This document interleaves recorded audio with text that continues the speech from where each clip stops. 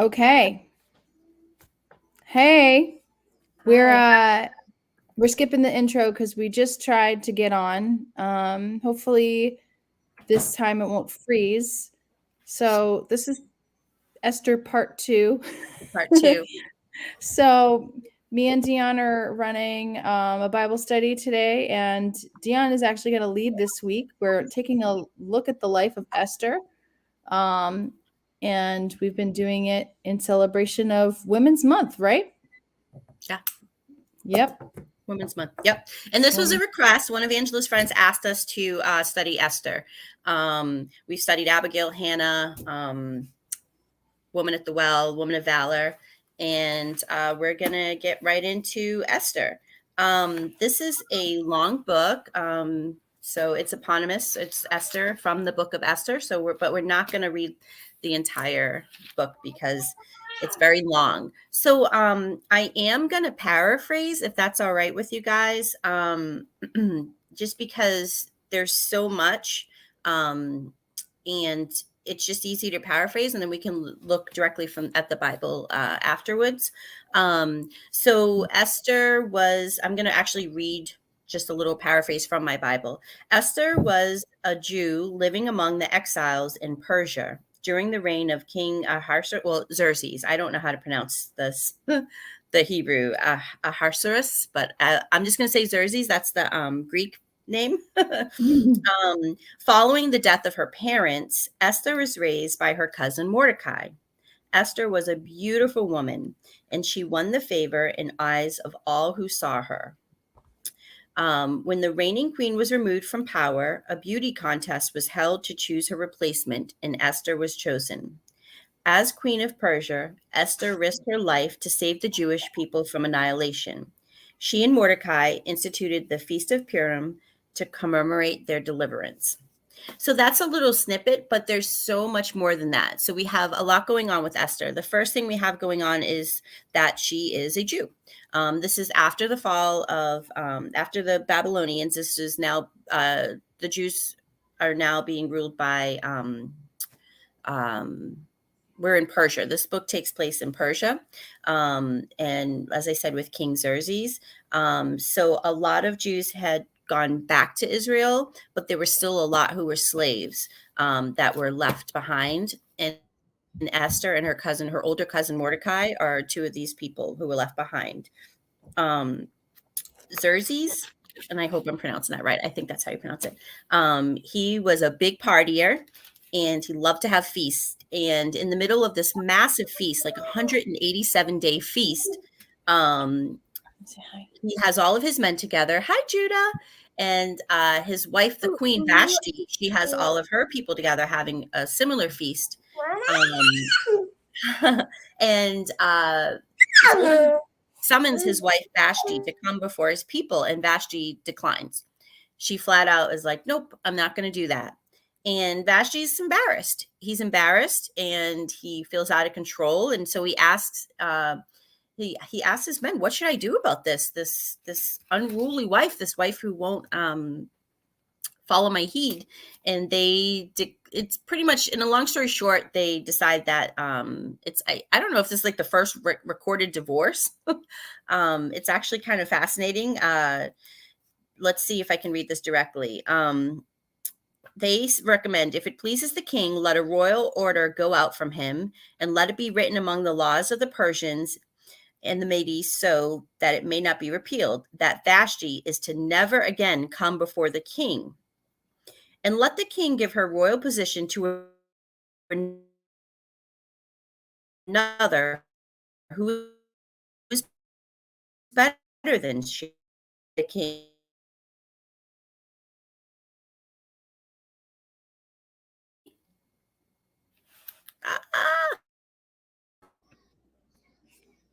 We're getting frozen. What's the last thing you heard? Something about the king. Oh no. Well, pretty much it's fascinating. I don't know if this is the first recorded divorce, but pretty much as a punishment, it goes out through the land that if your wife does not obey you, then the wife's not allowed to come before you. This is what Xerxes does. He says, hey, I called Vashti and she did not come. So therefore she is never to come before me again. And I'm going to find a new queen. um, and it's important because the decree was made by the king. It's proclaimed throughout all his kingdom, which was vast, that all women will give honor to their husbands, high and low alike. So he pretty much banned Vashti. And again, I don't want to use the word divorce, but it kind of sounds like he's like, you're never going to see me again because you disobeyed me. And this went out through all of his kingdom. And this, at this time when a law was made, it was, you could not take it back. It's not like, you know, it could be maybe added on to, but this is it. Unfortunately, this new law, Vashti is not allowed anymore. So what he does is he has a beauty contest to see who his next queen will be. And a bunch of women come. And again, I have to stress the Jews, as throughout history, were not looked upon favorably. They were prejudiced against. They were not well liked. So Mordecai instructs Esther, because she's beautiful, to go to this beauty contest, but he tells her not to mention that she's a Jew. Right. She proceeds. They go through this whole book. A lot of it is spent on this rigorous competition and how many steps there were for her. They're making it out to say that it's a big deal, that he didn't just see her and say, you're the one. There were many different steps to go before the king chose her. So Esther's chosen as queen, and King Xerxes is very happy. And it says that every day Mordecai would come to visit Esther at the gates. And one day he's there waiting to speak to her, and he overhears this plot to overthrow King Xerxes. And he tells Esther, and Esther tells the king. The king's life is spared. Simultaneously, there is, I don't know if it's, would you pronounce it Haman or Haman? Haman is what I've heard more often. Okay. Haman is one of the king's men, and the king's happy with him. He makes him second in command. So this is a very powerful man, very wealthy, powerful man, second only to the king. But Mordecai refuses to bow down to Haman. And he, again, I think another theme is embarrassment. He embarrasses Haman in front of his men by refusing to bow down. And Haman gives him multiple opportunities to bow down to him, as Haman is second in command only to the king, second only to the king. And Mordecai refuses. We don't know why Mordecai refuses. It does not, I don't have, but he doesn't.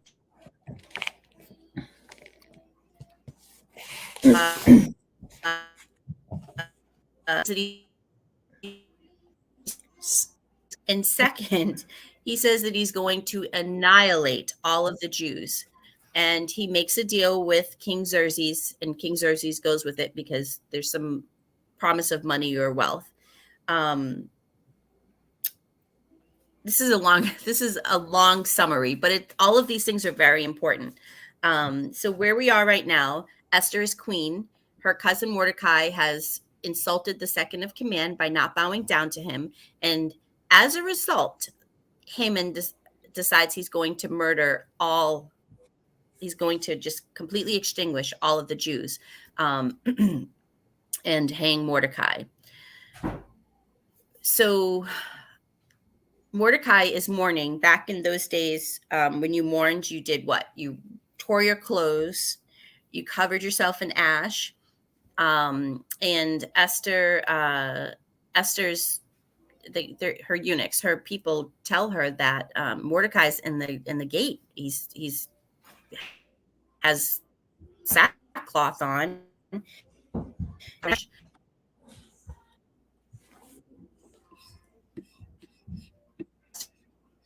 finds out why. Okay. Like, no, if you're missing any of this. She says, I haven't seen the king in 30 days. And there was a rule, no one was allowed before the king unless he summoned you. The punishment of appearing before no questions asked. However, if the king chose to spare your life, he would hold out this golden scepter to speak.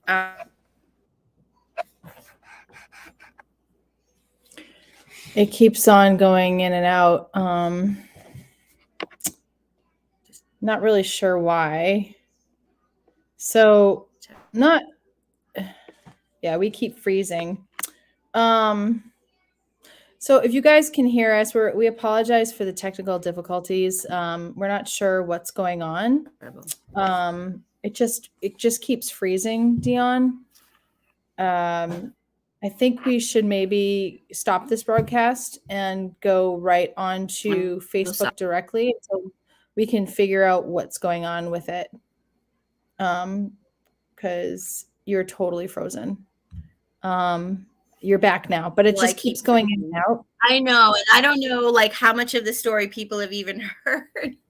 I know it's very frustrating, this technology baloney, and we've had such luck with StreamYard so far. So I think it's because I'm streaming today. Maybe I should stop streaming and just keep posting.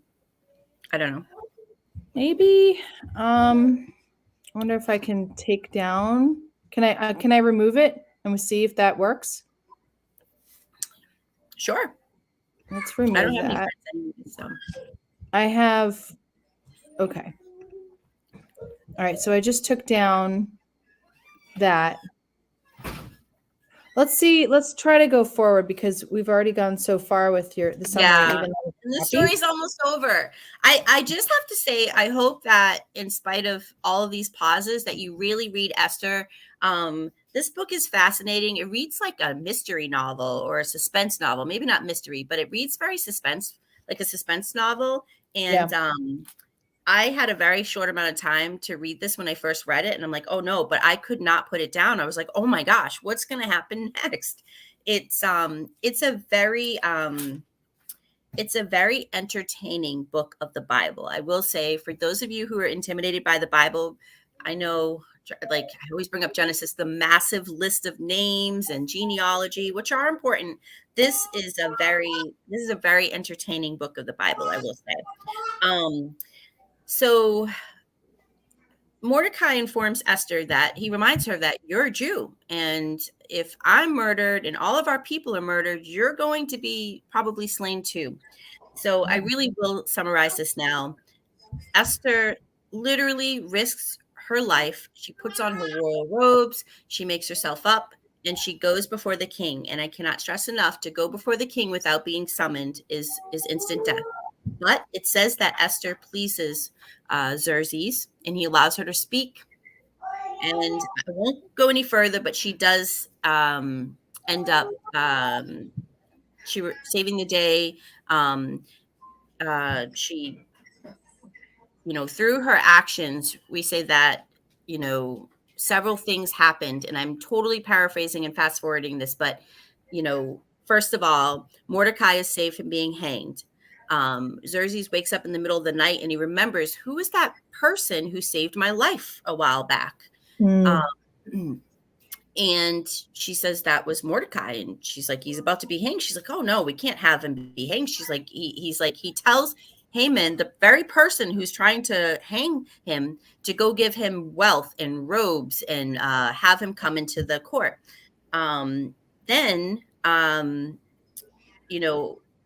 God is so pleased with Mordecai and Esther, and Mordecai, they, through all of this, they end up not. Okay, keeps freezing. It's crazy. Haman's position is given to Mordecai. Mordecai ends up becoming second in command. The king gives him his ring, and he goes and he stops all of the wars by, his signet, gives him his ring, and he's allowed to go and make sure that none of the Jews are murdered. And in fact, Haman's sons are all murdered by Jews. And Esther and Mordecai take over the house of Haman. So that's really summarizing it. I hope that you'll read it. It's such a fascinating book. And the number one thing that people say, there's a lot of debate about Esther because some people say that it's a very secular book. That's if you know, there are some concerns because one amazing thing about Esther, well, two things. One, it's one of only two books that does not take place anywhere in Israel. There's only two books that don't take place in Israel in the Old Testament: it's Daniel and Esther. And two, greatest of all, is that God is not mentioned anywhere in the book of Esther. Um, and but it's I don't think it's a secular book, even though it's incredibly entertaining. It's not a secular book because it's a very important reminder that God is always with us. Right. Every single thing that happens. Do you want to talk? I feel like a lot. I'm sorry, No, it's Angela. no, I love your summary of it. I think that you're right. God isn't specifically mentioned, but he is in the book of Esther. They are praying, they're fasting, they're doing all of the Jewish traditional things in order to try to get God to intervene on their behalf.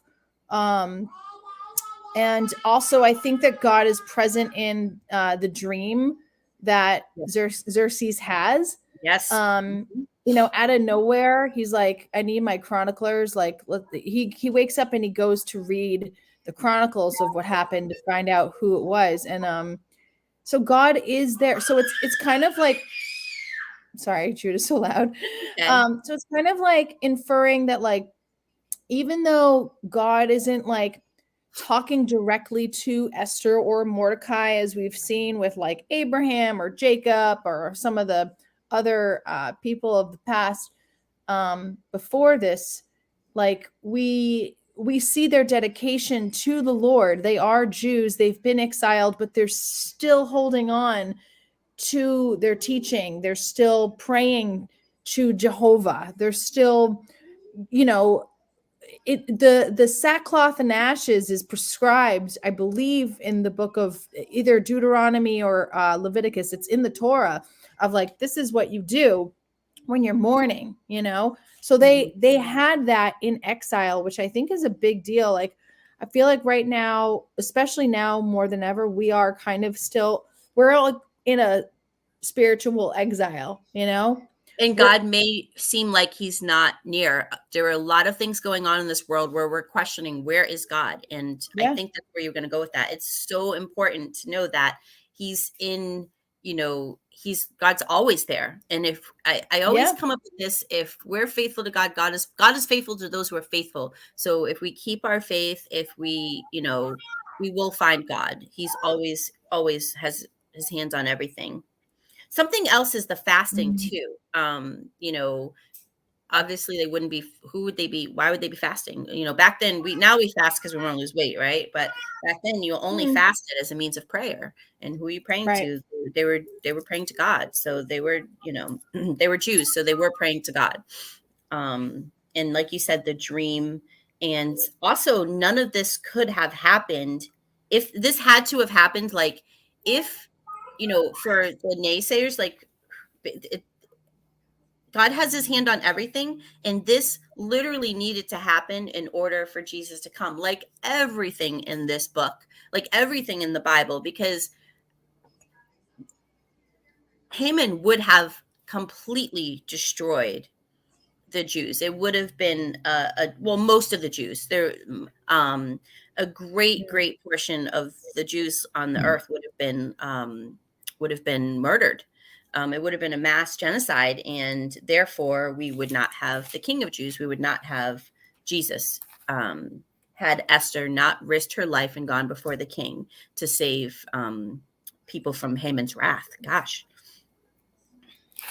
extreme Yeah, wrath. absolutely. Yeah, the rebuilding of the wall that we see in the book of Nehemiah, the rebuilding of Israel, the nation of Israel, wouldn't have happened if like Esther didn't obey Mordecai. She was terrified. I just want to point that out. Like, she was uncomfortable doing this thing, but she did it anyways, right? She showed so much obedience and knew that she had to put her life on the line in order to do the right thing. And just kind of put it in God's hands. And I think that that's something that is a big takeaway for me, is that like, even when it may cost you everything, it's still important to stand up and to do the right thing. And obviously the big takeaway line in the book of Esther, I feel like is very popular, is when he says like, I don't want to screw up how it says, like, when he says, for such a time as this, it says, and who knows but that you have come to your royal position for such a time as this. And Oh, yes. it's like, okay, yes, Yeah. she's in a place of elevation, but Yes. I feel like we can apply that for also not just elevation when God puts us in high places, but also when God puts us in low places. Like, how do you know that God hasn't put you in this position, wherever you may be, for such a time as this, for a higher purpose? Yeah. And I Wow. think that that's a big thing too. It's like, um, no matter what happens in our life, like, the Lord is the one who is still directing our steps, but he needs our participation in order for his will to be fulfilled. And Yes. she's Wow. so obedient to that. Yes. I think that's those two. Wow, Angela, you really knocked it out of the park. It's so true. What a beautiful line. And who knows whether you've come to the kingdom for such a time as this. You're so, I can't even, it's so correct. We have to remember that everything that happens is by God's, divine, God's plan. Like, there's not anything that happens that God doesn't have his fingers in. And I think it's so important, if we are in a low place, there is a reason we're meant to be there. And if we are in a place where great change is needed and we feel helpless, or the odds are stacked against us, or the numbers are too great to fight, maybe we're in that place to do that. And then also, you talked about Esther's obedience. And Yeah. I obviously, she looked at Mordecai as a father figure, but I will say I felt uncomfortable, being a modern woman. I felt uncomfortable when Mordecai was like, "Hey, the king's having this beauty contest. You better go." I mean, like, what is he like? I mean, do you know what I mean? Is he selling off his? It just was it was a little uncomfortable line. And I know that obviously back then, kings had concubines. They had harems. Like, this is not not a not normal thing, but it was a little Yeah. weird. Like, what if my father came to me and was like, "Hey," what if Reggie came to you and was like, "Angela, you better go down. You're good looking. King's looking for a bunch of women to add to his concubine." Well, Obey. here's the weird thing too. Mordecai seems to be a pretty, like, legit guy. I forget where it says it, that he was like, um, he's a Jewish man. Like, he knows the law. Like, obviously he would want, I think in a normal situation, he probably would have wanted her to marry another Jew, not a Persian king. So I have to wonder if maybe, he also had some sort of knowledge from heaven Divine of intervention. Yeah. divine God intervention placed of, that on hey, his heart. you got to put your cousin in this. This is important. Like, but don't tell anyone you're a Jew. So it's like, there's something behind the scenes going on here. Cause like, I can't imagine being an adoptive father to my cousin and saying, "Hey, I want you to go marry someone who's not a Jew." It doesn't make sense, even if it is a king. So there had to have been some sort of divine intervention there. Yeah. I Yep. don't know. We'll have to find out when we go to heaven, and I, we'll I ask think, them. but I think, again, even though God is not specifically mentioned,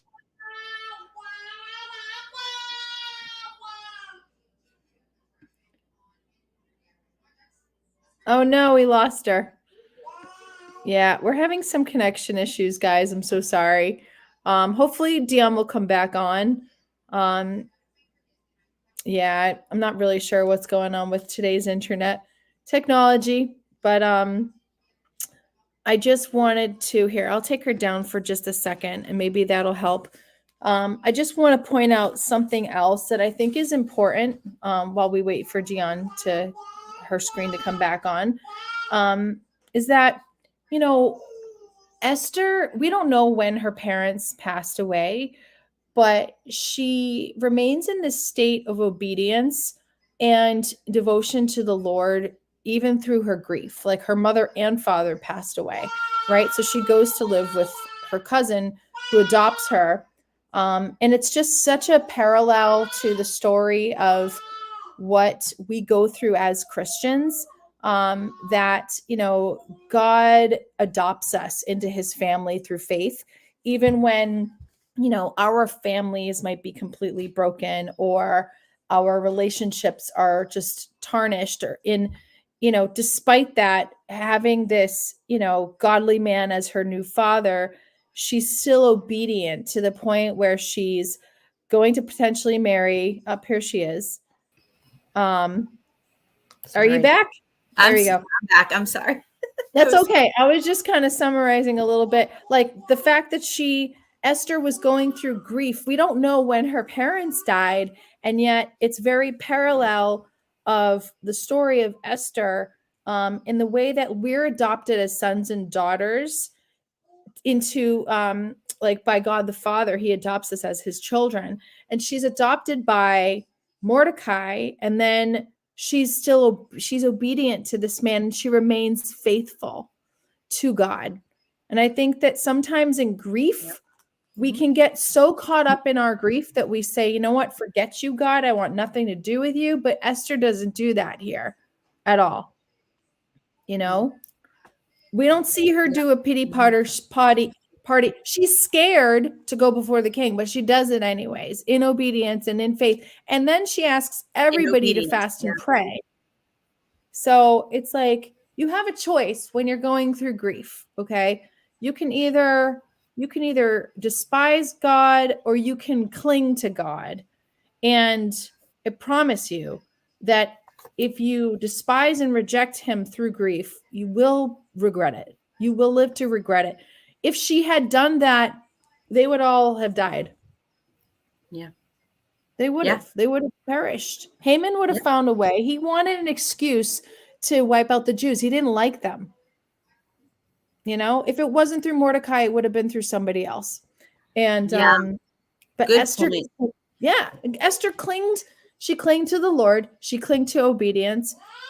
She did the right thing. And I think another thing to look at is the collective power of prayer. The Jewish people did what she said. They weren't like, no, we're good. We worship the Persian gods now. We don't do that fasting and praying stuff anymore. Or I don't know. We don't see any No. disobedience from the people. There's no disobedience, and therefore a lot of people are saved. And yeah, wow, that's a good point. There's no you're right. Especially because they were in Persia, they were exiled in Persia. They very easily could have been like, nope, nope. Especially because they probably face prejudice every day.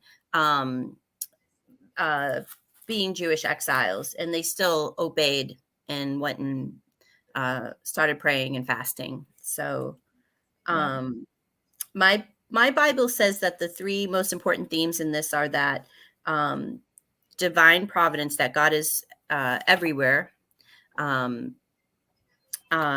human responsibility, that Esther and Mordecai show great initiative and courage, and the providence of God does not negate the responsibility of people to act with courage and resolve when circumstances demand it. I know, I'm like, just No, kind that's of a wait good for God to do everything. We have to get our hands in. We have to. That's our human responsibility and our Christian responsibility. We can take that to say our Christian responsibility. And it's so relevant. I won't mention anything, but it's so relevant to the 21st century. Our Christian responsibility to step in and do the right thing, even when the odds are against us. And then 3, the absurdity of wickedness. I love that line. The absurdity of wickedness. You know, Haman was wicked. He was. We know he was wicked because he demanded to be bowed down to, right? like just that arrogance and ego. And then because of that, you would want to wipe out an entire group of people. It says they Cuckoo, had cuckoo. considerable power, but the story of Esther often causes laughter at their expense. The proud people of this world are not nearly as powerful as they think they are when they oppose God's people and bring about their own destruction. Mm, I didn't think it was funny. I thought it okay. was sad what happened to Haman or Haman, whatever, after. I mean, it's just it was very poetic, and poetic justice and godly justice. I mean, that everything he had was given to the Jew that he hated, and that he was trying to bring down. Yeah. Everything was reversed. He tried to hang Mordecai, and instead Mordecai ends up inheriting his household and his title. He tries to uh, annihilate Mordecai's people, and instead Mordecai's people go and murder all of his sons. Wow. So It is sad. You're right. And it should be a reminder to us people, the people of God, that we really need to pray for the lost. We need to we need to have compassion on those who are blinded. Now I just always look at Paul and the example of Paul on the road to Damascus. Like, he really thought he was doing the right thing. He was so convinced in his head that Christians were evil and that he needed to do right by God by killing them off. Like, he didn't know, you know what I mean? And not to say that like every bad person is ignorant, but a lot of them are. And I don't know if Haman, who knows if he was ignorant, but anyone who stays or just angry, driven by power, you know? yeah, I mean, Maybe he but was like, just so power hungry. yeah, it's, I feel um, sorry for people like that. And because God will give out justice, whether it's in this life or the next, to those who persecute the people of God, or God himself. Like, you will find out the hard way that the Lord is God and there is only one, and you don't mess with him and you don't mess with his people. or And as the great Ice Cube said, check yourself before you wreck yourself. yes, amen, Ice Cube. Absolutely. So, well, guys, I think we're gonna wrap it up for today. Trying to keep these studies at around 30 minutes for you guys. We're sorry about the technical difficulties today, No, but hopefully you guys can just get through it. But definitely go read the book of Esther. There's please. so much good in there. And then, everybody ends up living happily ever after, to the point where even down the road, when we see Nehemiah before the king to request to go to rebuild the wall, the king is like so happy to let him go and gives him all these provisions to go. Like, they've established such a good relationship with their captors. You know what I mean? In Babylonia, in Persia and Babylonia, that whole area of where the Jewish people were held captive. It just goes to show you that, like, where we are held metaphorically captive, we still need to love on our captors. We still need to pray for them and be Yes. kind. I know you're trying to wrap this up, but actually Mordecai says that. He's like, "Hey, if I were a slave, there'd be no, there'd be no beef because all the glory would be yours as the king, right?" I'm paraphrasing super Mhm. big time, but when Mordecai comes before Xerxes and asks to spare the Jewish people, oh Mm. gosh, such a great line. Because it's true, like, it's getting off subject, but it does say that you know we should love our if we're slaves, we should love our master. And he specifically says that. He says, I would have no problem if I were a slave, but these people haven't done anything, and they're not slaves, and they're just innocent people who are going to be murdered. I can't find it. Cannot find it. Mordecai recorded these events and sent the letters to the Jews for the providence. Yeah, I don't know. I don't remember. Um, Hold on. Let's see. the Jews are delivered. The triumph of the Jews. King's edict on behalf of the Jews.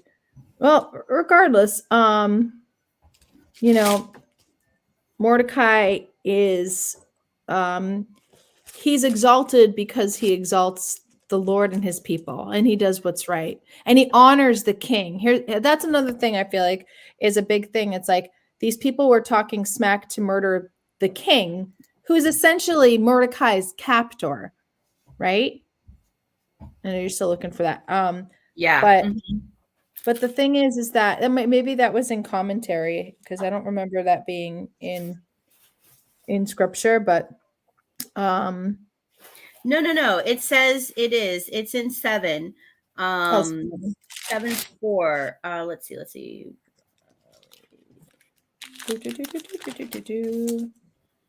Haman impaled. Oh, I'm sorry. It wasn't Mordecai. It was Esther, of course. Oh, okay.